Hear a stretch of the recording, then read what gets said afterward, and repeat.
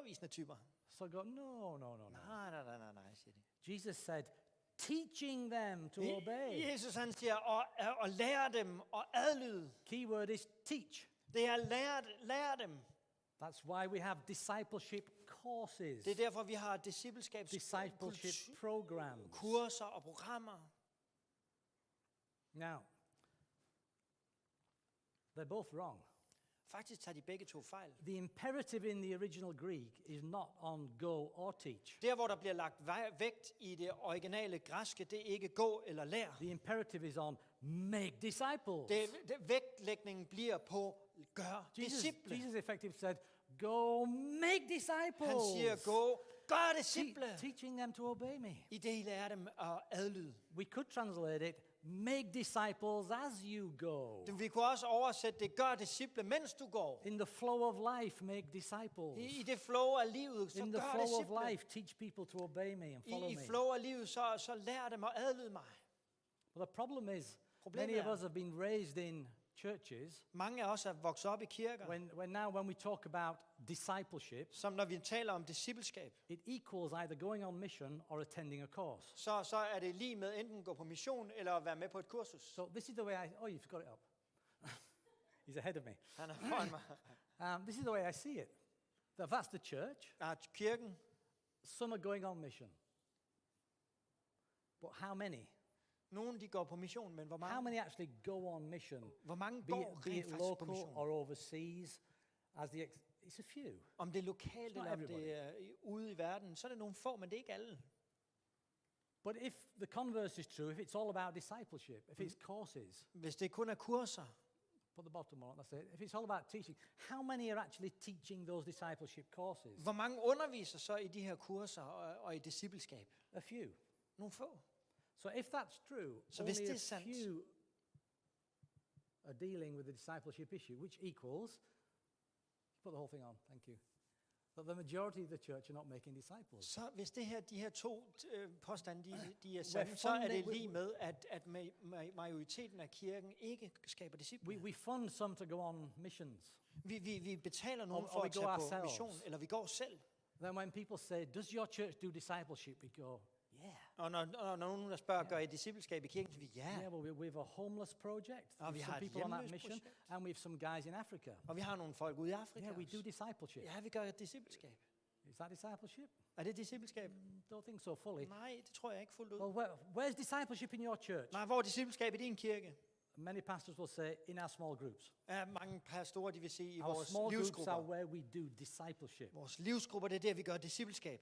But what does that mean? Jamen, hvad betyder Well, it det? means we do some Bible study. Det betyder, at vi gør nogle bibelstudier, Or it means we follow some patterns and courses sometimes. eller vi følger nogle mønstre, nogle kurser engang We imellem. have a discipleship course for new Christians. Eller vi har et discipleskabskursus for nye kristne. And it's all down into programs and packages. Og så er det ned i programmer og pakker. Of course, both are valid things. We Og så- need those things. Selvfølgelig er begge to valide ting, som vi har brug for.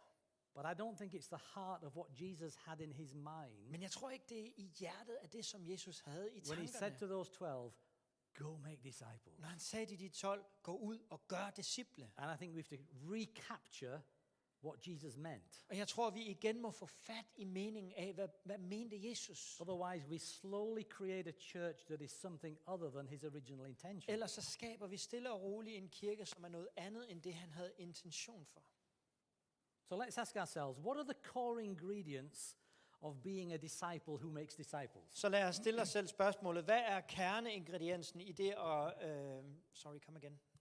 What are the core ingredients of being a disciple who makes disciples? Hvad er kerneingrediensen i at være disciple, som gør disciple? I've got 4. Jeg har 4. First one is this. Den første lyder sådan her. You must be a disciple yourself. Du må selv være en disciple. You must start to see yourself, I am a disciple. Du må se dig selv som, jeg er en disciple. Who am I? What am I? Hvem er jeg? Hvad er jeg? I'm a follower of Jesus. Jeg er en, som følger efter Kristus. Now, it helps if you have a settled definition in your mind of what a disciple is. Det hjælper, hvis du er ligesom fastlagt i din tanke på, hvad er en disciple. And there are different ones, I guess, we could extract, but a couple of my favorites. Og der er ting, vi kan trække ud af det, men nogle af mine favoritter på det her er One is transformation by following. forvandling ved efterfølgelse. Being a disciple is that you are transformed by the process of following Jesus. At være en disciple er, at du bliver forvandlet efter det, at du følger Jesus. Maybe say a little bit more like that about that tomorrow. Det kommer jeg til at sige mere om i morgen. I recently was working with a church, Jeg arbejdede for nylig sammen med en kirke, and they taught a whole series. It took 12 weeks on discipleship. og de tog hele serien om discipleskab og underviste over 12 uger. And they called it, I am a disciple. Og de kaldte det, jeg er en disciple.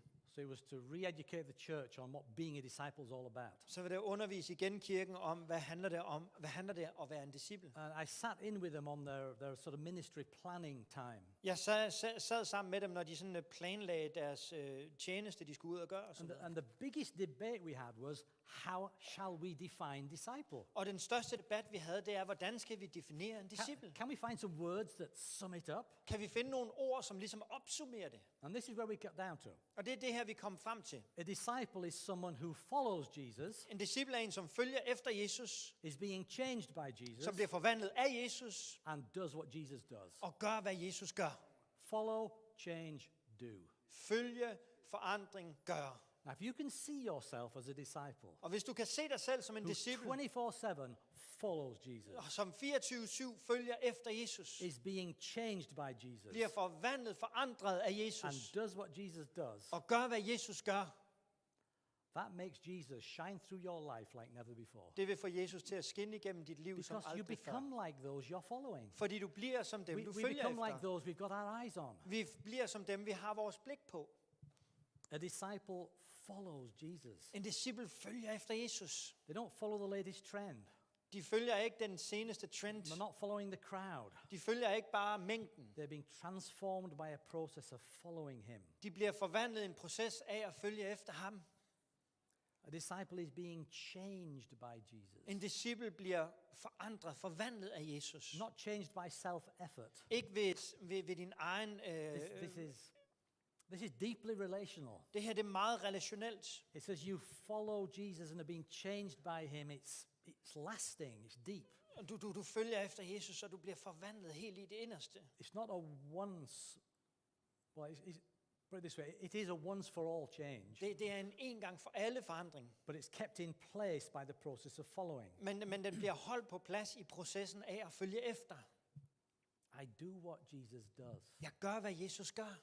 So I aim to speak like Jesus, Så jeg må sigte efter at tale som Jesus. have the attitudes and actions of Jesus, At have attitude og handlinger som Jesus. to treat people like Jesus would. At behandle mennesker som Jesus vil.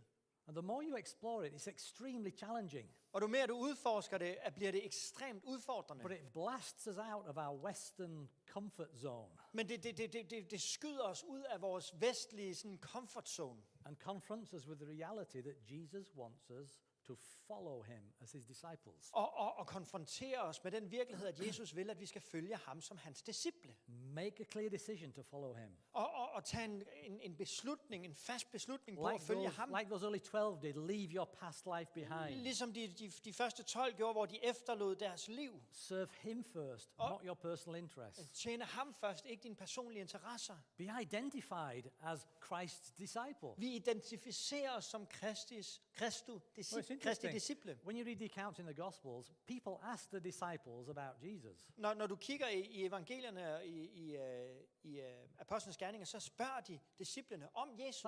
Like, you're one of his disciples, aren't you? Du er en af hans disciple, er du ikke det? When was the last time someone said to me, you're one of Jesus' disciples, aren't you? Hvornår er det sidste gang, der er en, der har spurgt mig, du er en af Jesu disciple, er du ikke det? Well, I know they were physically following him. Jeg ved, at de fysisk fulgte efter ham. And maybe it was more culturally appropriate then. Og måske var det mere kulturelt passende dengang. But the principle is true. Men principperne er sande. Jesus must so shine out of my life Jesus må på sådan en måde skinne igennem mit liv. that people can ask me about Jesus, At mennesker kan spørge mig om Jesus. because they know that I unashamedly follow him. Fordi jeg følger ham uden skam. And it's his values I try and live by. Og det er hans værdier, jeg prøver at leve ved.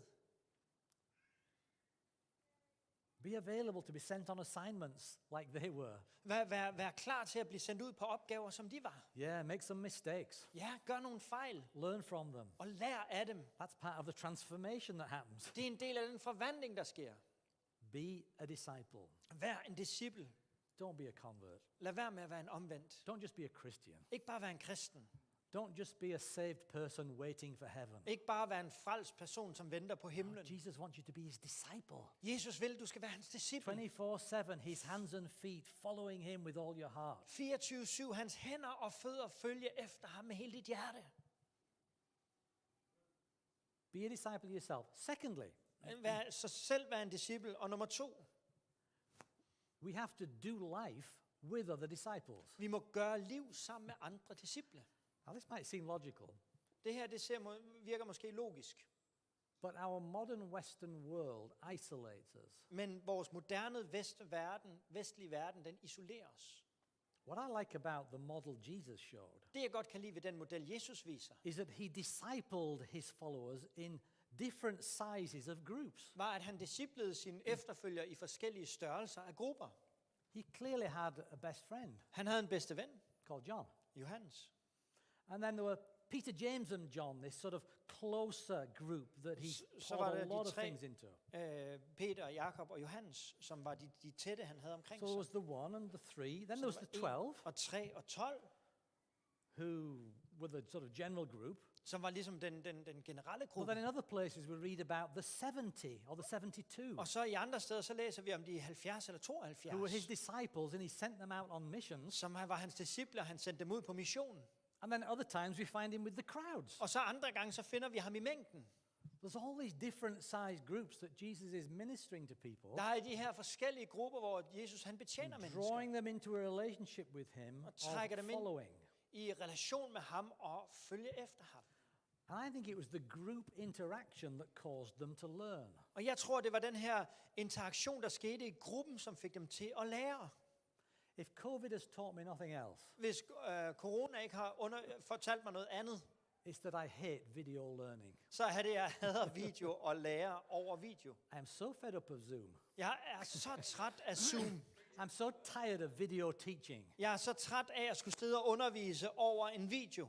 It has a place, Det har en plads, but it does not beat the real thing. men det slår på ingen måde den ægte vare. Being in the room with people, Det at være i et rum med mennesker. seeing the whites of their eyes, At se det hvide i deres øjne. feeling the vibe, Mærke vibrationerne. just being present. Bare være til stede. It's a different dynamic, isn't it? Det er en helt anden dynamik, er det ikke det?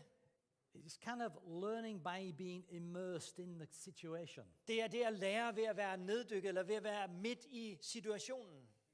I think we learn by immersion, doing life together, Jeg tror, vi lærer ved det at være dykket ned i det, og det at gøre liv sammen. being in environments where we can learn together, grow together, Hvor vi kan være i miljøer, hvor vi kan gøre liv sammen, og vokse sammen, og where we lære can teach sammen. one another. Og hvor kan undervise hinanden.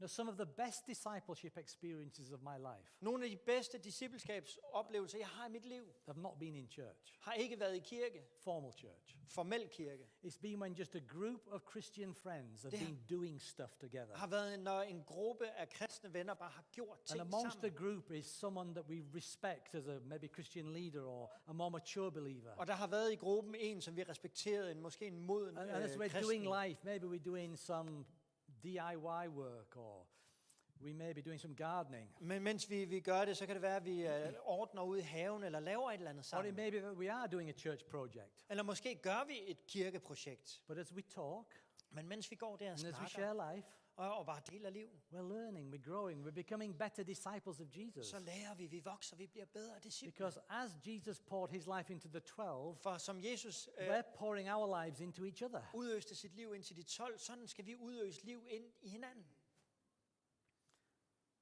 We need to be in different sized groups. Vi må være i forskellige størrelser af grupper. It's a myth that you can have a happy life Det er en myte, at du kan have et godt liv, and be discipled through just one size of setting. og være disciplet bare i en størrelse setting. Now, if I take you outside of church for a minute, Hvis jeg tog dig ud fra kirken et øjeblik, in my former life as a surveyor, i mit formelle liv, da jeg var I had bygningskonstruktør, to study town planning. så blev jeg nødt til at lære og studere byplanlægning. And it's widely accepted that if you're designing a new town, Og det er bredt accepteret, at hvis du designer en ny by, which is going to be a community, som skal være et fællesskab, you must create specific spaces for people to do life in. så må du skabe specifikke områder, hvor mennesker kan gøre liv sammen. And we would identify at least 4. Og vi vil kigge på i hvert fald 4. You need public spaces, Du må have offentlige steder, parks and piazzas and squares, parker og torv og where we can all sort of flow in life together. hvor vi sådan flyder liv sammen. You need social spaces Du har brug for sociale steder, for activities, games and sport and so on. aktiviteter, sport, lege. We need family spaces, Vi har brug for familiesteder. so I need to be able to go in my house Jeg må kunne gå i mit and it hus just be me and my family. og bare være mig og min familie. And then I need personal space. Og så har jeg brug for A personlig space within plads. the house to get away and just be me. Et sted i huset, hvor jeg kan være og bare være mig. So nothing to do with church or discipleship. This is sociology. Ikke noget at gøre med kirke eller discipleskab, det er bare So sociologi. town planners plan with those spaces in mind. Så byplanlæggere, de planlægger med de her Happy steder i liv. community requires all four to be Godt facilitated. fællesskab kræver alle 4. Now, if I then flick it across to the spiritual community Hvis jeg så tager det over i det åndelige fællesskab, and establishing a discipleship culture within it, og skal skabe en discipleskabskultur i det, I think we need a similar range of forums. så tror jeg, at vi har brug for et lignende bredde af forskellige rum og steder. Because it's a myth that you can be discipled in just one size of gathering. Fordi det er en myte, at du kan blive disciplet kun i en størrelse samling. Yet too many Christians only ever attend one size of forum, Dog er der for mange kristne, som kun er i en størrelse eller et bestemt or forum. possibly two. Måske nogle gange 2.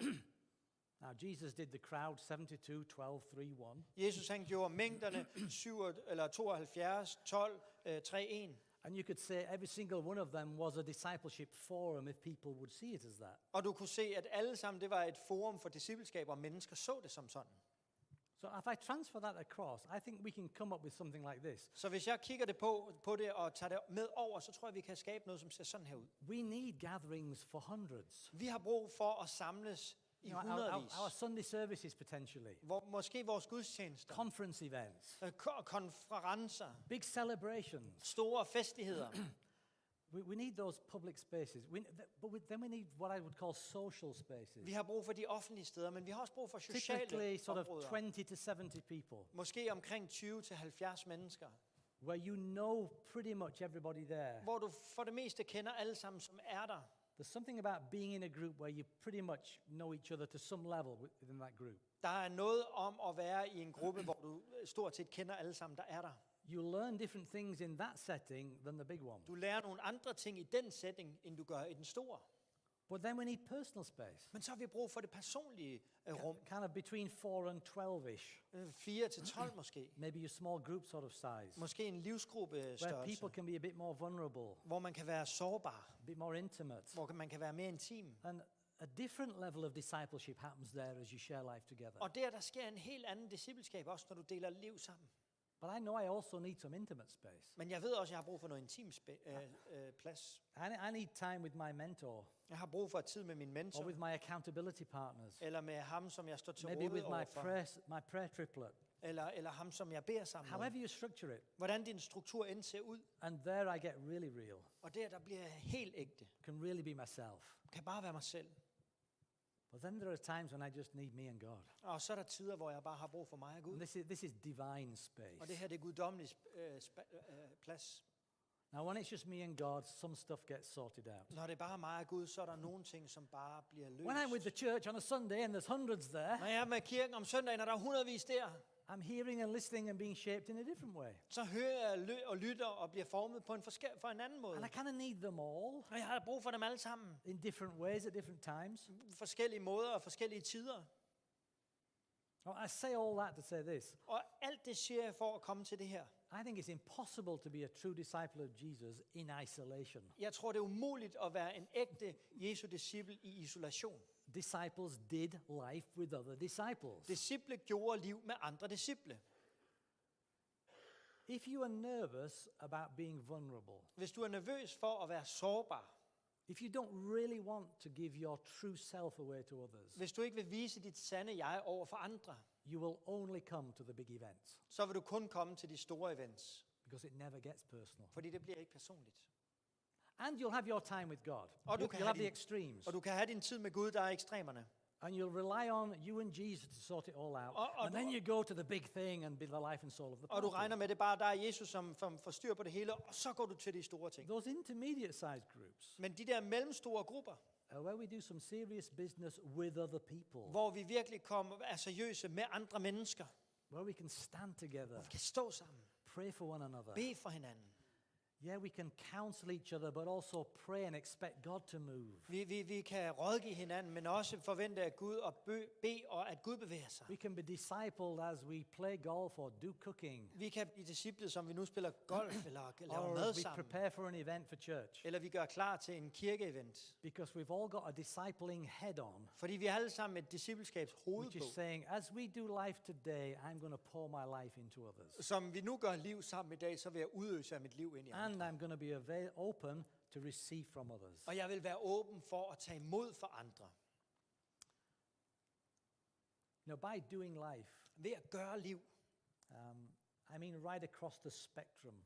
sådan på tværs af hele spektret. Sometimes we use a term whole life discipleship. Så nogle gange så bruger vi det her term, som hedder helt livs discipleskab, eller holistisk discipleskab.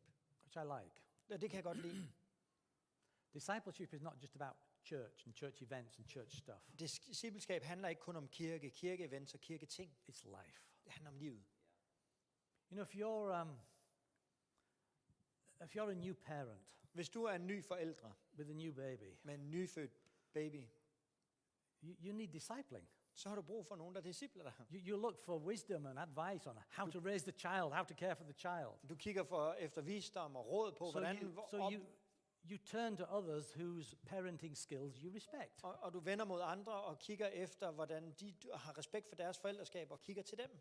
And if those are godly people, Og hvis de er Guds frygtige mennesker, they're going to disciple you in how to be a good parent, but with godly values. så vil de disciple dig i, hvordan du er en god forældre, men med guddommelige værdier. That's whole life discipleship. Det er helt livs If you're discipleskab. starting out in business, Holistisk. Du starter med en forretning. you need to be spending time with some good, godly Christian businessmen and Så må women du bruge tid sammen med nogle gode, gudsfrygtige forretningsmænd, who've done it before. som har gjort det før. And they'll give you some great business advice, yes. Og de giver dig noget rigtig god råd inden for, hvordan du gør forretninger. But they're going to bring it with some kingdom values Men de kommer med nogle Guds riges værdier. and help you to know the challenges of being a Christian businessman or woman in Og this hjælper dig world med at today. forstå udfordringerne ved at være en kristen forretningsmand. That's whole life discipleship. Det er holistisk discipleskab. We could go on. Vi kunne blive ved Following Jesus at følge Jesus and being his disciple og være hans disciple. is about the way I see myself Det handler om, hvordan jeg ser mig selv, and my willingness to do it with other disciples. og min villighed til at gøre det med andre disciple.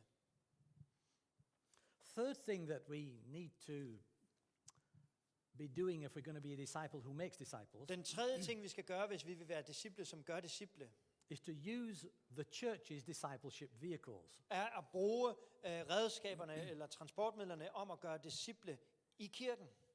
Whilst I'm painting this very much as a personal process, Mens jeg farver det her, eller fortæller det her som en personlig the proces, truth is that all churches do provide vehicles to help the discipleship process. så er sandheden, at kirker de faktisk leverer gode værktøjer og redskaber for discipleskabskultur. So all your classic services Så alle dine klassiske gudstjenester, are discipleship forums. det er discipleskabsforumer. They help you become a better follower of Jesus. De hjælper dig med at blive en bedre efterfølger af Jesus. Whether it's Sundays, youth, Søndag, kids, ungdom, small børnearbejde, groups, leadership training, lederskabstræning, serving on a ministry team. livsgrupper ud på tjenesteteams. They facilitate discipleship, De faciliterer but they discipleskab, don't constitute it alone. men de konstituerer det ikke alene. We must be doing the first two things as well, Vi må også gøre de første to ting. of being a disciple At være en disciple and doing life with others. og gøre liv med andre. Now, my final core ingredient to being a disciple who makes disciples Min sidste og ligesom kerneingrediens i det at være en disciple, is this. der gør disciple. Be consciously making disciples. Vær bevidst om at gøre disciple. Can you name the disciples you are currently making? Kan du sætte navn på de disciple, du er lige nu i gang med at gøre? Usually when I'm asked that question, people go, Normalt, når jeg stiller et spørgsmål, så siger folk, particularly if I say, okay, let's get a pen out and a piece of paper, lad os få en stykke papir ud og en kuglepen.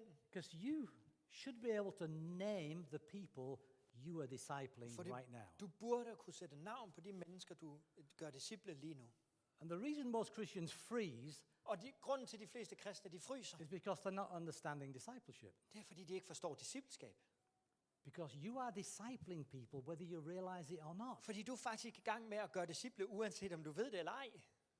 People are watching you Der folk følger efter dig, because you've called yourself a Christian. eller kigger på dig, fordi du kalder dig selv en You've kristen. called yourself a Christ follower. Du har kaldt dig selv en, som følger efter Kristus. So when a new Christian comes into our community, Så når der kommer en ny kristen ind i vores fællesskab, they're looking around at what the existing people do to know how to live this Christian life. kigger de rundt på, hvad de folk, der allerede er der, og hvad de gør for, at man så kan leve et I want kristent to liv. follow Jesus. Jeg vil følge Jesus. Okay, well, how does he do it? How does she do it?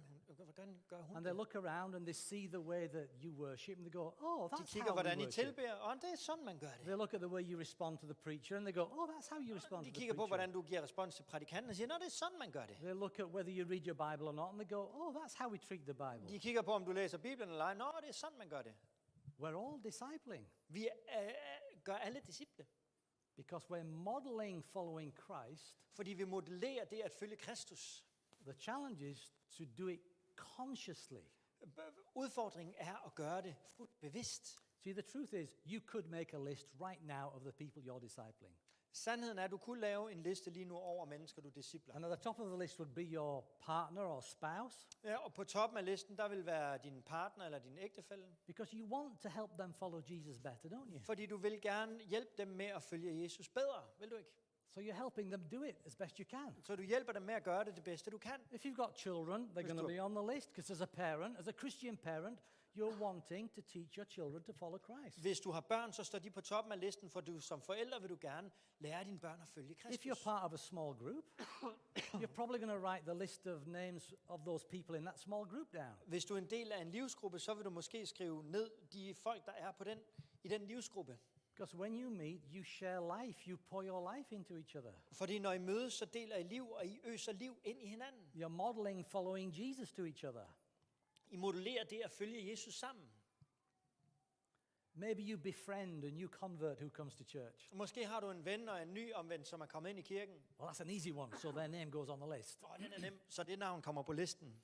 Or maybe the young person comes to youth who doesn't have Christian parents. Eller måske kommer der en ung til dig, som ikke har kristne forældre. So as a Christian family, you kind of adopt them because they're a friend of your teenager. Som en kristen familie, så adopterer du måske dem, fordi det kan være, at de er venner med din Yeah, well, teenager. that's an easy one. It's specific. Og det er nemt, nej, men det er specifikt.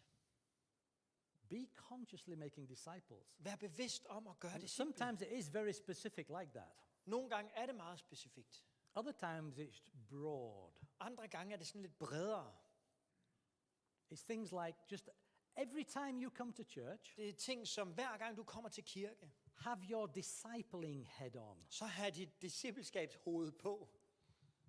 Let all your words provoke others to follow Jesus. Lad alle dine ord være tilskyndelse til at følge Jesus. Come with an expectation that today I'm going to help people follow Jesus. Kom med en forventning om, i dag vil jeg hjælpe mennesker med at følge efter Come Jesus. prepared to, yes, learn from others. Kom forberedt til, ja, at lære fra andre. Because if everybody has a discipling head on, Fordi hvis alle sammen har et discipleskabshoved på, there's going to be a sharing of life that builds you up as well as pulls you out. så vil der være det at dele liv, som både bygger dig op og udøser af. We have to live lives as disciples, Vi må leve liv som disciple. being willing to reproduce ourselves. Være villige til at reproducere os selv. I've not got the verses in my notes, but there's a number of places in the New Testament Jeg har alle tingene her i mine noter, men der er mange skriftsteder i det nye where testamente, Paul boldly says, hvor imitate me Paulus frimodigt siger, gør as som I jeg, imitate Christ. eller efterlign mig, som jeg efterligner Kristus. Or follow my example as I follow Christ's example. Følg efter mit eksempel, som jeg følger efter Kristi eksempel. That's him taking his discipling responsibility seriously. Det er ham, som tager sit discipleskab It's alvorligt. him saying, I'm doing my best to follow Jesus. Han siger, jeg gør det mit bedste for at følge efter Jesus. So, if in doubt, at least do what I'm doing. Så hvis du er i tvivl, så gør i det mindste, som jeg gør. Whereas what we do in the modern church Og det, som vi gør i den moderne is kirke, we defer to Jesus. nej, vi sender den videre til We Jesus. go, oh, no, don't follow me. Nej, lad være med at følge efter mig. No, I'm imperfect. Nej, jeg er uperfekt. No, follow Jesus. Nej, følg efter Jesus. We've got to stop it. Vi må stoppe med det. You have to be willing to say, follow me as I follow Jesus. Du må være villig til at sige, følg mig, som jeg følger Jesus. It's not a proud, arrogant statement. Det er ikke sådan en stolt, arrogant ting. It's a statement of I'm doing my best. Det er et statement, som siger, jeg gør mit bedste. I'm human like you. Jeg er menneske som dig. Yeah, I'm a parent like you. Ja, jeg er en forælder som Yeah, I'm a dig. broken person like you. Ja, jeg er en brudt person som dig. Have a discipling head on Men have et discipleskabshoved på. and pour your life into others. Og videregive dit liv ind i andre. Be willing to reproduce yourself in others. Vær klar til at reproducere dig ind i andre. Always remember it. Mens du altid husker på, Believers are born. troende er født. That's what gets us to heaven. Det er det, der får os til himlen. But disciples are made. Men disciple er skabt eller er lavet. Jesus said, go make disciples. Jesus sagde, gå, gør disciple. That fully involves each of us in Christ's mission. Det involverer fuldt ud hver enkelt af os i kristelig mission. I finish with this. Jeg slutter med det her. Will Jesus see the church? Will the world see Jesus through the church? Vil verden se Jesus gennem kirken? Yeah. Ja. But only as we commit to playing our part in this divine partnership. Men kun hvis vi forpligter os til at spille vores rolle i det her guddommelige partnerskab. Corporately, we have to pull together and work together. Fælles, så må vi arbejde sammen, vi må trække sammen. To do life and to create forums in ways that honor Him. At gøre liv og skabe forum, som ærer ham.